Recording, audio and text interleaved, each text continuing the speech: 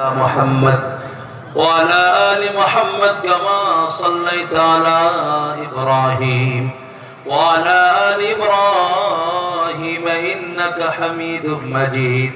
اللهم بارك على محمد وعلى آل محمد كما باركت على إبراهيم وعلى آل إبراهيم إنك حميد مجيد. الحمد لله نحمده ونصلي على رسوله الكريم. أما بعد فقد قال الله تعالى في كلامه المجيد والفرقان الحميد: أعوذ بالله من الشيطان الرجيم. بسم الله الرحمن الرحيم. وقال ربكم ادعوني أستجب لكم. وقال النبي صلى الله عليه وسلم: الدعاء سلاح المؤمن أو كما قال عليه الصلاة والتسليم।